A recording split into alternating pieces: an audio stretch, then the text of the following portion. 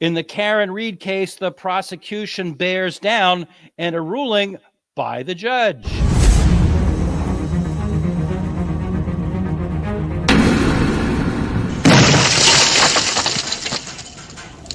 In a hearing in the Norfolk County Superior Court, there was a hearing, and the Commonwealth is really bearing down on Karen Reed. I'm attorney Andrew Myers, and joining me in this episode is Alexasrewn. Alexis, thanks for joining me. Yeah, thanks so much for having me back. Now, just so... Yeah, it's crazy. I just want to let people know that Lainey Law has a few days off, and so Alexis was good enough to give us some time, and the developments in this case are happening fast and furious. The second trial is not even going to resemble the first trial, I don't think. You agree with that? Oh, totally. And I mean, Bev in Bev fashion, of course, makes a ruling on a Friday, the Friday after Thanksgiving, nonetheless. So, yeah, I already think that there's going to be lots of new exciting information. I know the defense has also expanded their team as well too. They've added some, I believe, law students as well who are working pro bono. Robert Alessi, the New York attorney, is also, I believe, working pro bono to help out as well too. He's a great trial lawyer from what I've heard. So this is going to definitely be a very interesting round too.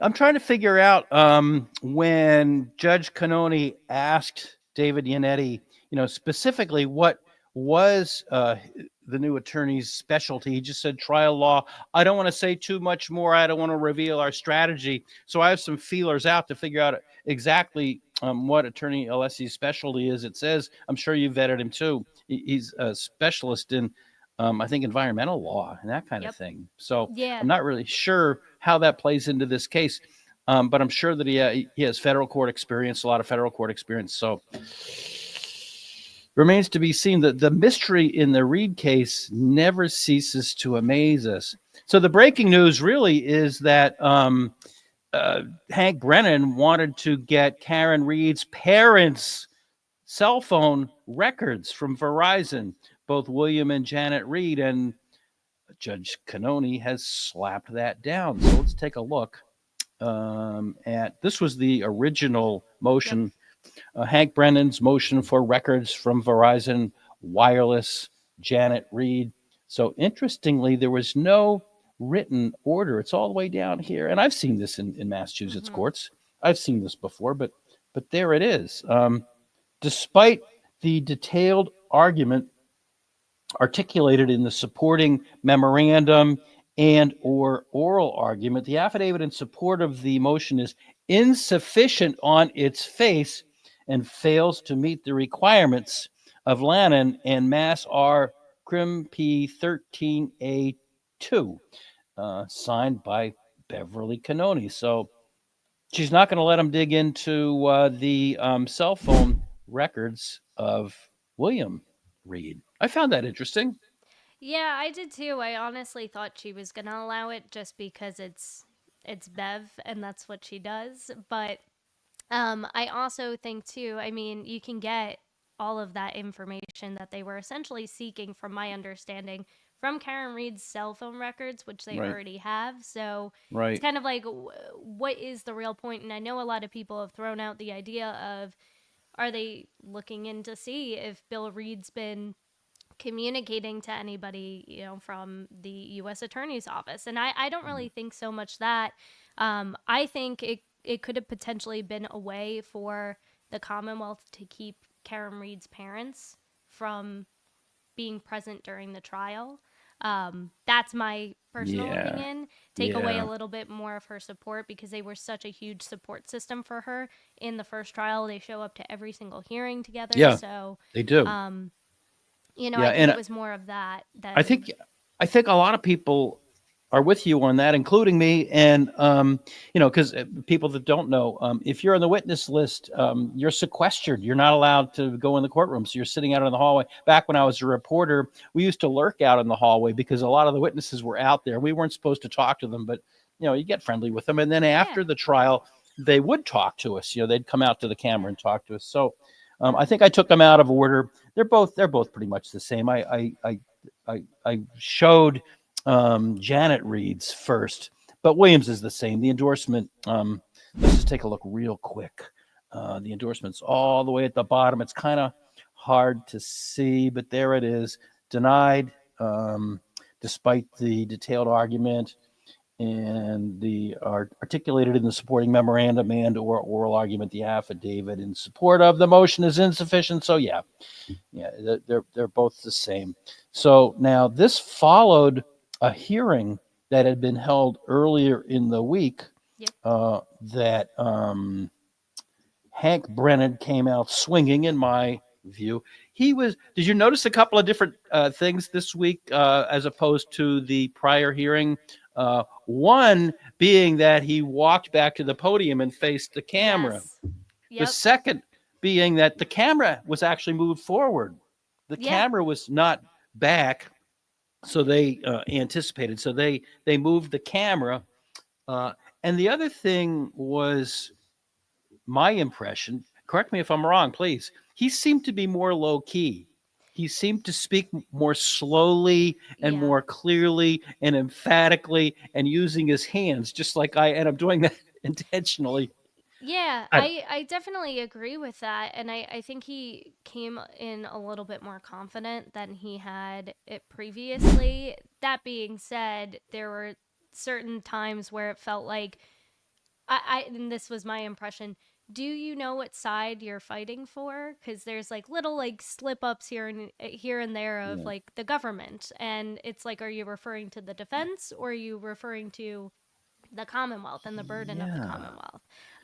But I also thought it was interesting too in the beginning, and I don't know if you noticed this, but when he was introducing himself in court to Beverly Cannoni, he introduced the entire Commonwealth team. He didn't give Adam Lally a chance to say Adam Lally for the Commonwealth. Right, yes. And I felt like that was a little bit of a I don't know, a dig, or like, hey, I'm the new boss. Like, I'm the guy in charge, and they can remain seated over there. They're, and I think Lally didn't look very happy. He didn't look like he wanted to be there.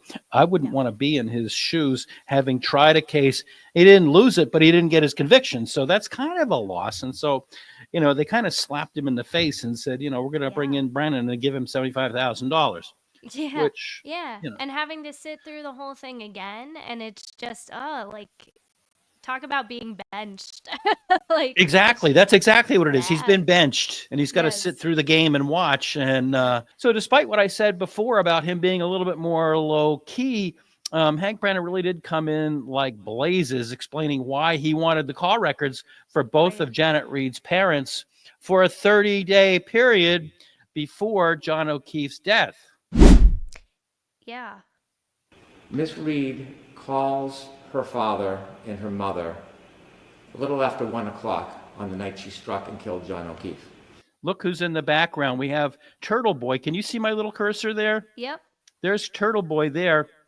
And there's William Reed, the father. Now, in the next cut that we show, you'll see that Janet is sitting there and then Karen's brother. But let's watch Hank some more. She calls both of them, and those calls were unanswered, according to the phone records. The inference that a 40-something-year-old woman is calling her parents at 1:30 in the morning after this tumultuous event, the inference is strong evidence that Miss Reed knew she had done something terrible. I don't think that's an inference. I think that's speculation. If I were the attorneys, I would object to that. Objection, speculation. Yeah. Yeah, no, I totally agree too. And just the whole argument of, what 40-year-old woman would call her parents in the middle of the night? And I'm like, I don't know, maybe somebody who has a good relationship with her parents. Yeah, I called my parents all the time while they were still alive. Now, I'll admit not at 1 o'clock in the morning, but I called them all the time and talked to them all the time. Any life-changing event, hey, I got a new job, hey, I won a case, hey, I lost a case, hey, I bought a new car. Could just be something stupid. Hey, guess what? I got a fresh turkey this year for Thanksgiving. What'd you spend all the money on that for? But anyhow, so let's finish up with Hank. She knew she had struck John O'Keefe, and she knew that she had left him behind.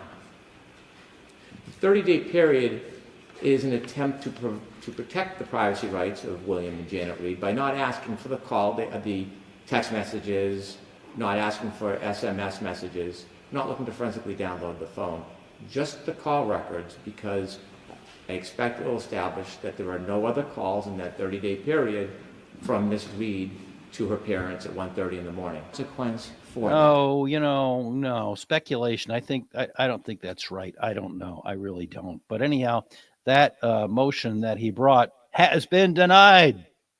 Yeah, and I think a lot of it had to do in part with, I think Elizabeth Little gave a really good argument about Lampron and just walking everybody through in a very easy to understand way of why it doesn't meet all of those requirements as well too. And it's like, if you're seeking these phone call records, again, you can get it from Karen Reed's call records, Right. which you already pulled. You already Right. have those in possession. Right. So it's like, and not for nothing, in his motion, didn't he initially put 2002, like all call records since 2002 or something like that? I didn't notice that. Was there a typo? I think there was a typo. And Because it's no court would just- allow you to go back 20 years. That's ridiculous. Yeah, exactly. So it's like, what would be the point if you weren't going to see if there were other communications, other text messages, emails, etc.? So it's like, Yeah. just for the call records, it's just, what's the point? And I'm glad Yeah. Bev saw it that way too. Surprising. But anyhow, Hank Brennan also argued in his claim that he has every right to get Gretchen Voss's notes, full unredacted recordings, and other material that was not published actually in the Boston Magazine article. So to suggest that pre-trial, somehow they can have this protection that doesn't exist in reality in the law, to protect statements that the defendant or their attorneys made that they don't want the Commonwealth to learn about, is just wishful thinking. So yeah, now we have a wider camera angle, so there you can see William and Janet and I forget the brother's name. Do you know the brother's name? Yeah, Nathan. Thank you. Yeah. So there the three of them are, and there's Turtle Boy. He at some points, and I'm not, come on now. At some points, I think he was gloating. But anyhow, let's move on with Hank Brennan. That's all it is. And I'm not oblivious to the fact that there are a number of statements that are made that are redacted to Ms. Voss where the defense attorneys are present in the room. There is no attorney-client privilege at that point. There's none. Arguably, all three of the attorneys are witnesses as well. Now, Commonwealth is not heavy-handed. The Commonwealth does not... Oh, we're not heavy-handed. We're not really going to call. Do you think this is kind of an underhanded kind of a, Oh, totally. 100% too. And I'm like, oh, you're just coming out with all the swings now, Hank. Like, where was this, like, the last hearing? It's just it's so interesting to see. And that being said, I think this might get allowed in. Oh, you think it'll be allowed? I think it might get allowed in. It's just I just stopped it. We have more of this quote to come. It was kind of like a poker player kind of looking at his hand and snickering like, ha, ha, ha, I got a good card and I'm not going to tell you what it is. It's like, Exactly. I don't know. Want to disrupt the defense team. The Commonwealth does not... Oh, no, I don't want to disrupt the defense team. I would never do that. ...not want to delay this trial. The Commonwealth does not want to put an attorney in an uncomfortable position. But they're all witnesses to a substantive statement. Many of them admissions of guilt, contradictions, all of them, in the most respectful way to pursue those, the strongest way, the fairest way to pursue those, with moderation, is to get them from Emily Voss in the interview that exists. I have a real problem with this. Massachusetts comes off as this really progressive, liberal, open-minded state. We have all these great universities on both sides of the river. I was on the correct side of the river, by the way. And, but yet they don't have a reporter's shield law. There's no reporter's privilege. And I find that to be just outrageous. There are a lot of publishing houses that are based in Boston. Some of the top law reviews come out of Boston. Sure. The privilege would extend far beyond reporters. It would, go to all creators, and it encourages people to create things that, you can do an interview. You can sit down and interview someone for an hour and a half for a 10-page article, and it's your discretion. 100%. Yes. And what's the point of having sources too, if not to protect them, and if not exactly to protect, it makes no sense. And I just assumed Massachusetts, as we discussed earlier, I don't live in Massachusetts, so I know the laws are different from state to state. Here's my Massachusetts rule book right here, and I went to it. I have the Massachusetts evidence book, and it points out that there's no journalist privilege statute in Massachusetts. They take it on a case by case basis, and I went into this in a previous episode, but basically, they balance the interest. It's one of those balancing tests that you see so often in the law. What is the privacy right of the people that are involved, and you balance that against the need for justice. Now, if that's not a really broad description that could go either way, tell me one that is. I mean, I don't know. Yeah, no, exactly too. And Karen Reed actually made a statement too. I don't know if you saw her statement on the courthouse steps following this hearing, but she said, it's funny because they're saying, oh, well, if all of this information that is super, important for the Commonwealth to have that's been redacted, then that would mean that they're sitting, all these news publications are sitting on, hours of confessions that I allegedly made. Why would they be just sitting on this information if not to leak it?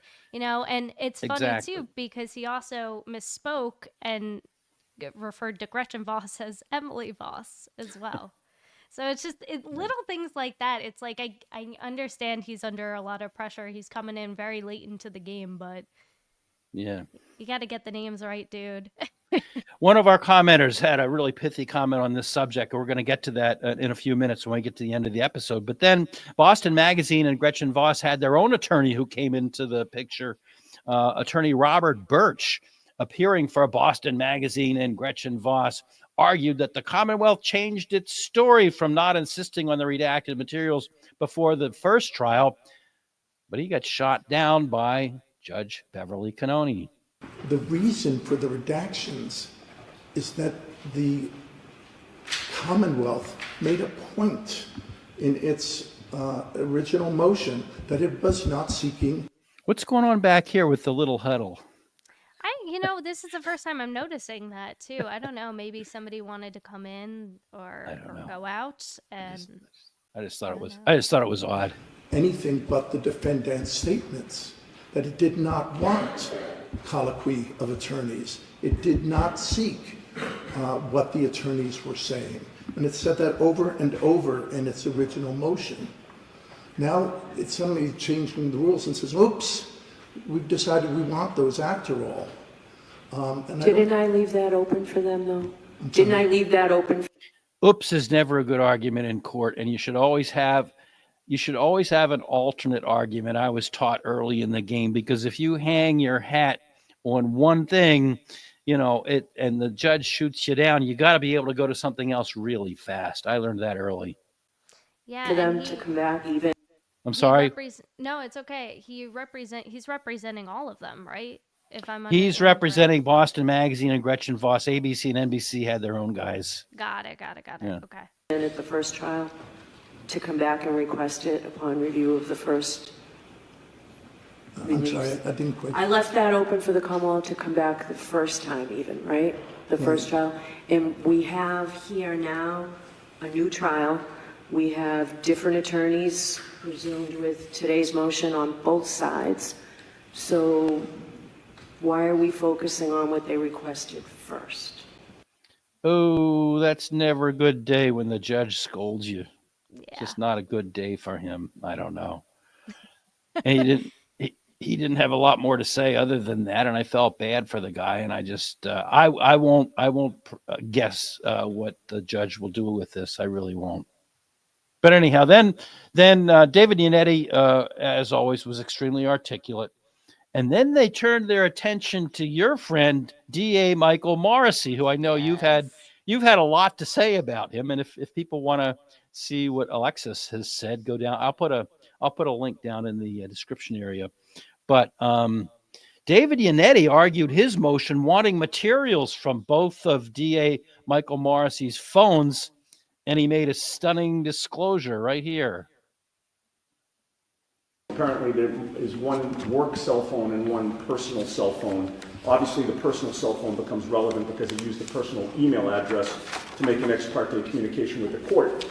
One concern that we have is that we were told this morning that with regard to Mr. Morrisey's text messages, not the emails, but text messages, apparently they're somehow remarkably set to auto-delete after 30 days. Have you ever heard of that, auto deleting your text messages after 30 days? I haven't heard of that, but I did, as an iPhone user, I did look into it, and I'm like, is this really a thing?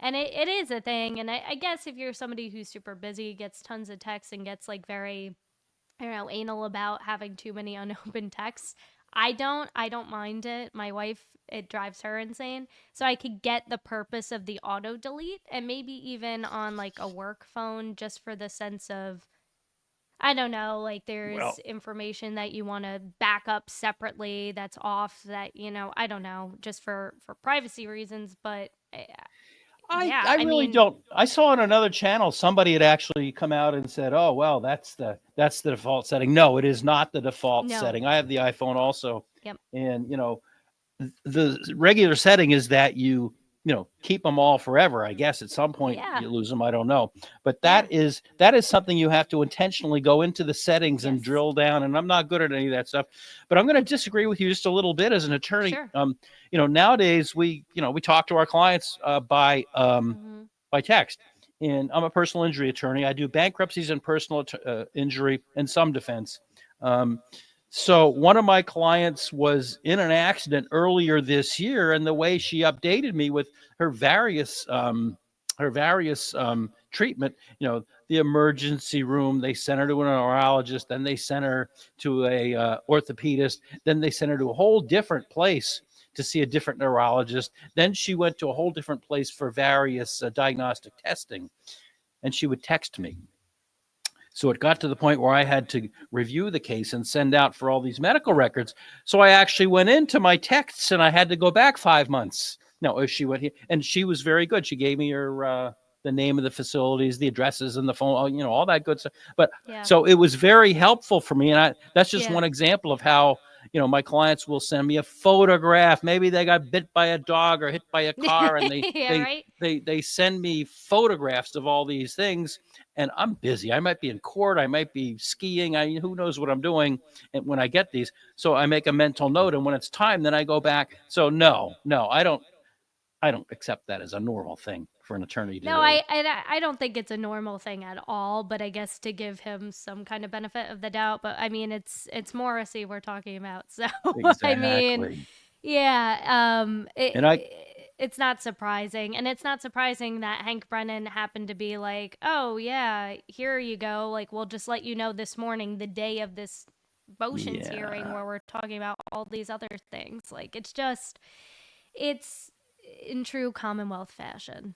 And I think I cut off Mr. Yannetti, to whom I apologize. That obviously raises some questions for us.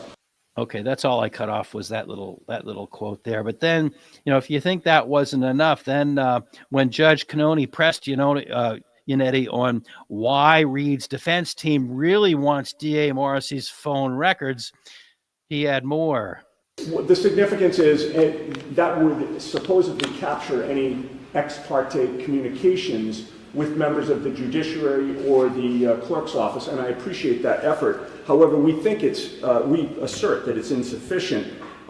We believe that searches should be done of his iCloud email for the name Reed, spelled R-E-A-D correctly, or Reed, R-E-E-D, which is how Mr. Morrisey typed it in his ex parte communication with the court. We don't know if he did that for the purpose of avoiding a FOIA request or if he just misspelled my client's name. But we believe there should be a search for both of those spellings. And in addition, we also believe there should be a search of his email address, the personal email address, for the names of the relevant witnesses, and we can give the court a list, for the names of all judges who have sat on this case, in terms of, is there an attempt to communicate with a judge on some type of personal email account, like he used a personal email account. And then also we believe there should be a search for any clerk's office employees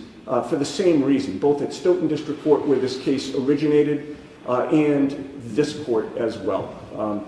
We have obviously reason not to trust Mr. Morrisy in light of his actions using this personal email account to make an ex parte communication, and we'd ask that a more thorough search be done for these types of communications.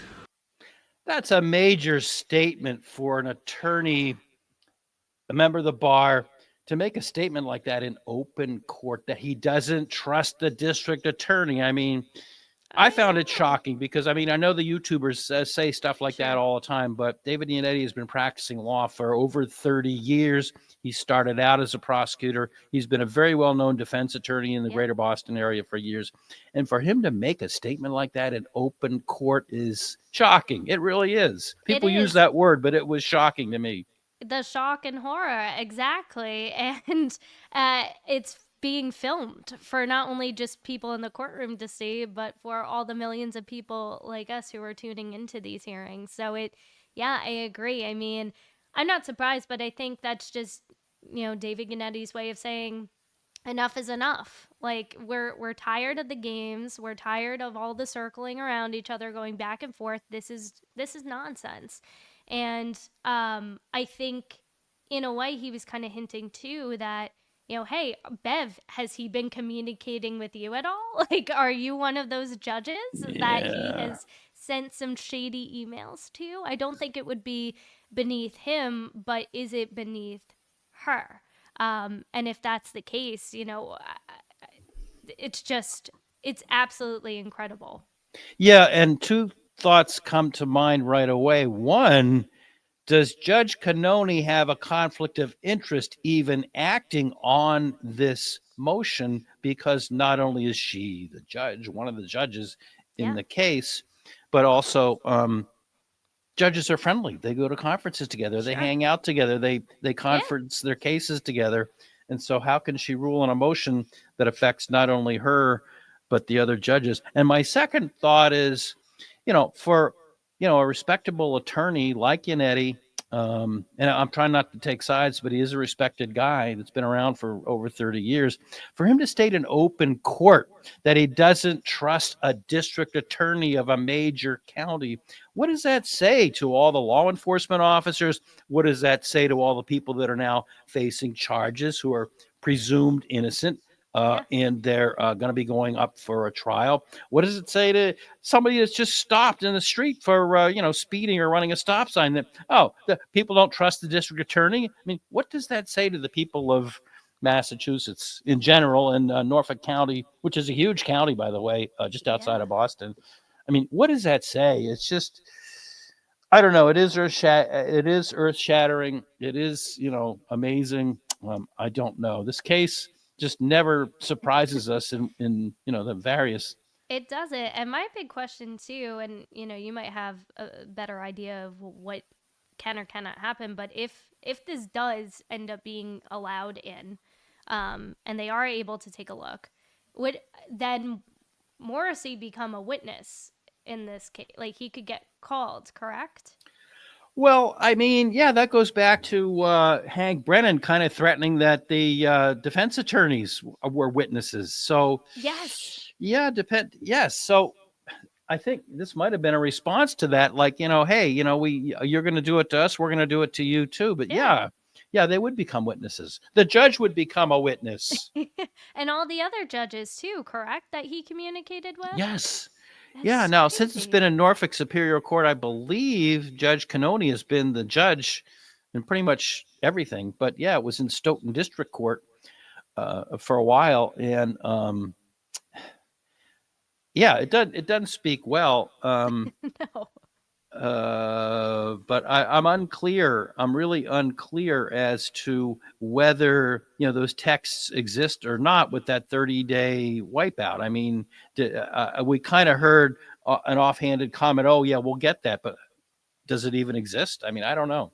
Right, and that's the other thing too, is you have Hank Brennan manually going through Morrisey's phones. So I'm like, this reminds me a lot of what Brian Higgins, and didn't he send screenshots to Adam Lally for them to use instead of them actually pulling direct extractions from his phone. So I mean, I'm not saying that Hank Brennan is a shiesty kind of guy, but I mean, again, Morrisey is. So what is he, sharing with Hank Brennan? Is it 100% transparent?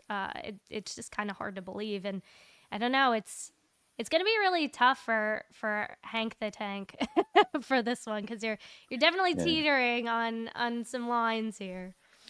Yeah, I think I've told you, as I've told our viewers, I actually know Hank. He's a friend of a friend. I've sat in the same room with a guy I've talked to. He's a sharp guy. I mean, there's dozens of people in Greater Boston that can say the same thing, but he is a sharp guy. He's very organized. When you sit in the same room and talk to the guy, he's very laser focused. He's just one of those people that really has it all together. Why he got into this case, I don't know. What he's going to be doing with this case, I don't know. There were people in the beginning that said, oh, well, he'll get into this case and he'll see what really happened and he'll drop it. No, the opposite is true. He's like a train going right down the track, right down to the day of the trial. And, I think it's obvious from the hearing that we just watched, he's head set on doing what he has to do to get a conviction. Yeah. I mean, I feel like now he's just honoring the commitment. So Yeah. he's going to see it all the way through. I mean, I'm also amazed, too, that we don't know whether or not the retrial is going to happen in January or if it's going to get pushed out or not. But how does it not get pushed out with all of the...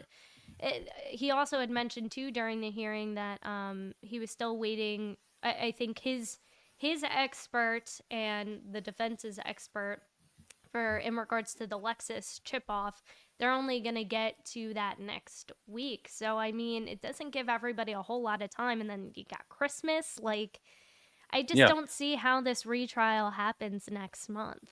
Well, yeah, I don't have the exact quote in front of me, but Judge Cannoni at one point in the trial said, I still have the motion to continue in front of me, but we'll just see how it goes. So it was kind of a tweak to the attorneys, keep it up, keep trying to get this stuff done. My guess, and that's all it is, because I don't know anything, but my guess is that she'll keep pushing them and pushing them and pushing them, and then in the last minute she'll allow the continuance. How can she not, really? Yeah, well, and also, too, the Canton Police Audit Committee finally picked somebody for their bid, and they're conducting the audit of the Canton Police right now. And they have, I think, like a 6-month or so window to finish up with that. So I would also be curious to see if any of that information, if this does get continued, comes into play as well, too. Yeah, I mean, I haven't been watching that as closely as you have. Every now and then I'll actually watch some of those town meetings in Canton, and they're crazy. People are really upset about this. People are really, you can't just say the whole town is corrupt, because people are really outraged. People are up in arms. People go to those meetings, and most of them are controlling themselves very well and very articulate, and they have notes and they have an outline, and they say what they're going to say. So, but you've been following that much more closely than I. Now, you've been doing some great episodes on this whole trial. What were you going to bring in today? I forgot. Well, honestly, I mean, I just wanted to really talk about the Rule 17 motion getting denied about Bill and Janet Reed's phone call records. But then, too, I had also seen over the last couple of days, one of the Albert children, Chris Albert's youngest, vandalizing, caught on camera, vandalizing and kicking around unalived living things. That's crazy. And I was kind of torn about, like, should I talk about this? Should I not talk about it? Because I really don't like bringing kids into the mix. I don't know how old he is, but it's when you're demonstrating violent and criminal behavior and it's tied to a family right now that should probably be laying low for the most part, and he's a select boardman, you have to kind of take a closer look and say, well, hey, does the apple fall too far from the tree? It doesn't really look like it does. And then one of Michael Lank's sons, or his son, was also at that party as well, too. So Yeah, well, it's all alleged at this point, but it is all alleged. what I'll do is I'll put a link to your episode down in the sales section so people can say it. And again, I'll repeat again before I'll say what I'm going to say. It's only alleged, but as you pointed out, it's on camera. Those of us who read true crime and who read about serial killers and things like that, abuse of animals is one of those Yeah. clues that comes up early in life, and it's not pleasant. It's not a good thing. No, Jeffrey So- Dahmer. Like A lot of them, Jeffrey Yeah. Dahmer, and I'm trying to remember the other one. I think Ted Bundy has that in his background. I think Mr. Manson had that in his background, and yeah. Yep. I just had my computer fixed, but a screen just came up, so I can't see anything. I just got rid of it. I don't like Windows because I figured out how to get rid of the the obnoxious, like every day there's a new screen that shows you some fountain somewhere. I figured out how to get rid of that, but I haven't figured out how to get rid of those windows that come across. Do you have those? Yeah. I know hate those. sometimes sometimes I click a button and then all my windows spread out and I'm like, wait, Yeah. which window was I viewing? Because I have a million tabs open at once. So Yeah, you and me both. So now we have actually had some really interesting comments from our viewers. People are watching this all over the world. So one comment, actually two comments related, came in from My Crime Time. Hank says Karen confessed. Yeah, right. And they never published it. Remember we talked about this earlier in the episode. And then Lady Luck 13 chimed in. Yeah, like a reporter wouldn't have jumped right on that and made it front page news. exactly. Especially so- Gretchen Boss. Yeah, so exactly. So if there was something really incriminating, don't you think that she would have Yep. brought it out or called Yeah. Associated Press or someone and said, "Hey, look what I Totally. have." Because that's TMZ. Yeah. that's Honestly. that business. You are where you are, but you want Mhm. to get known. You want to get Yep. known. You want people Yep. to know who you are. You want to have Yep. the scoop, whatever they call it now. So then the next one. Here's the next one. All right, at Scott Corey 7681 says, I don't think she should have done any interviews either. Because of her demeanor, she doesn't interview well. Although I'm a full believer of her innocence. Free Karen Reed. I'm really interested to see what you have to say about that because, as an attorney who has done some defense, you always tell your clients, you tell them, you don't advise them, you tell them, don't speak to anybody except for me. Don't even talk to your family. Right. So as a Right. non-attorney, but somebody who has a lot of great perceptions, what do you think about that? I never really understand when people say Karen doesn't interview well, she doesn't speak well, she comes off kind of like a little rubs people the wrong way. I never got that vibe from her, even before I really started diving into this case. I think she's just an articulate woman. She's very intelligent, and I think some people are threatened by her intelligence and how involved she's become in her own case. And I think because she's so involved in her own case and how well she knows all the cast of crazy characters, every little detail, just as well as her attorneys, probably better, they have no problem with her telling the truth. And that's what it is her telling her side of the story, her telling the truth. And I don't think it hurts her. I don't think it harms her.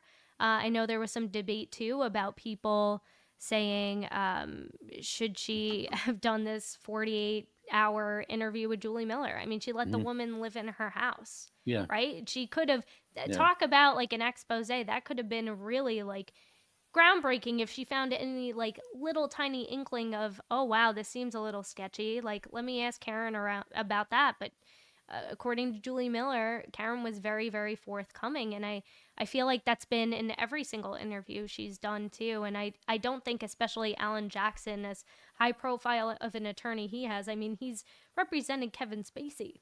Yeah. I mean, for God's sakes, like celebrities. So if anybody knows anything about discretion and, hey, you should keep your mouth shut, it's definitely Alan Jackson. So I think it says a lot that he's okay with her getting on camera, talking about it. And now she's even joining a couple of YouTubers' live streams in the chats too, and talking to her supporters. So I don't think she's afraid anymore. I think she's just stronger and more confident than ever. All right. maybe she is maybe what you're saying is true in her case, because she is a brilliant woman. She was a professor at Bentley. She was a stock analyst. I mean, by Yep. God, you can't, I've known people that have gone through the licensing process. It's very onerous. You can't just start giving people advice unless you go through an onerous licensing procedure. Then you got to know your stuff to like analyze what goes into a Yeah. stock. So she is a brainy woman, and she professes innocence. I believe her. A lot of people believe her, but Yeah. generally speaking, I think a lot of defense attorneys are going to say, nah, because Yeah. law enforcement, especially down on the street, investigators are the gumshoe guys and the people that do interrogations. They'll ask you a question 14 times, 30 times, and they'll use different words. And the first time you veer just a little bit off what you said before, Yep. the cuffs are coming out, and they're going to say, do you want to make that one phone call? So you made a good point, and I think that you did it. You articulated it really well, but I wouldn't deviate from No, from and my if advice. if I was in Karen Reed's shoes, I probably wouldn't either. Even Yeah. sometimes with posting content on YouTube too, you Yeah. watch back as you're editing your videos and you're like, "Ooh, should I really have said it like that? Or maybe I should just edit this out." And unfortunately, with these interviews, you give up all that power. Exactly. They're in control to spin the narrative however they want. But at the end of the day, the truth is the truth, and I think she's just fed up. I think she's just ready to speak. Oh, all right, so we have one more comment to get in here, and our commenter Charlie Lynn 143 says, thank you for covering all of these important cases. I honestly feel that if we don't watch closely and stand up when we see civil rights being violated, then there will be more civil rights to defend. P.S. Sunshine is the best disinfectant, and these cases need people like you guys to shine the light on them. I appreciate your coverage. Okay, thank you. Thank That's a you for nice that. comment. I like the little Morrisy graphic you got over there with the red Solo cup, by the way. I don't know who does these things. These gremlins in the back room do these things that, I don't know. I take no responsibility. So now we're a little teeny channel. I make no bones about the fact that, we're struggling to get 10,000 You're going to get subscribers. there. Let's Well, get I've there, said guys. if we don't get there by the end of the year, I'll eat a Christmas tree. I've said that, and I really hope so. But the reason I bring it up is because, even a smaller channel like us, I know there's people out there that have 40 times ours. The world is watching. These are all of the countries from which our commenters come. I've gotten comments from all of these countries. So we have Israel, we have Indonesia, we have Slovenia, Sweden, Australia, New Zealand, Wales, Scotland, and Ireland. Very, And very cool. I might just note that I've gotten multiple comments from Australia, New Zealand, Wales, Scotland, and Ireland, and several from South Africa. Now we add India, Brazil, England, of course, Netherlands, Germany, Canada, Mexico. We've gotten comments from all of those countries. And the reason why I have a little asterisk next to Thailand is because we post, the gremlins in the back room post some of these episodes on various Facebook pages. There's a bunch of different Facebook pages that we've posted these on.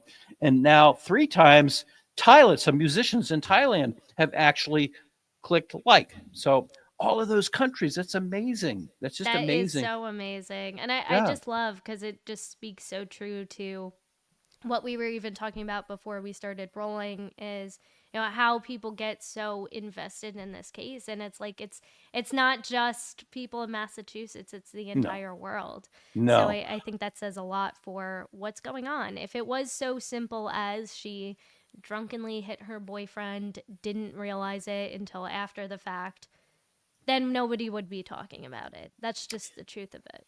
I agree 100%. And I think Gretchen Voss's article in Boston Magazine was what really launched a lot of interest because, as I've said before, it's a glossy magazine. You used to get it in the grocery store. See how old I am? I actually stumbled into it online, and I read it. It was interesting, and I think that's when a lot of people picked up on the case. But then, as the trial came up and people watched the trial, I've called it a train wreck. I really don't mind. Yeah, to put it nicely. Yeah. I'm not a nice person, but like you just said, we have to watch what we say on these episodes. So I thank you very much for being with us. I always ask Lainey, I always put her on the spot at the end of the show, and so I'll put you on the spot too and say, do you have any closing comments for us? I'm just amazed. I want to know if Morrisy was the one who figured out how to auto-delete or if he had one of his interns do it for him, because that was the most impressive thing for me. So how did he figure out how to do that? Yeah, because, I'm at the age where I get these things, and I actually have a grandson who, when I got my first iPad all those years ago, I'm fiddling around with it. We're sitting on the couch. I'm trying to show him how to play a game, and he's 10 years old. He grabs the iPad out of my hand and he just starts playing the game. I mean, younger people just know this stuff. So yeah, I question whether Mr. Morrisy did it, or I've always had a 20-something around the office to help me with all this stuff because, I'm not embarrassed to admit that, some of us just, we don't know all this stuff and we do rely on other people. So that's a good point. That's a really good point, and I hadn't thought about that. All right. So, again, thank you so much for giving us your time. You've really been very perceptive and given us some good comments. And, again, I will put a link to your channel and to that one episode you were talking about down below. So thank you and have a great weekend. Whether you are in the grocery store, the gas station, or anywhere else, please remember to be kind to people. You don't know what they're going through. And the same goes for our comments section. We want you to comment, but be nice, be kind, be positive if you can. And thank you for watching. Be sure to like and subscribe. Have a good one.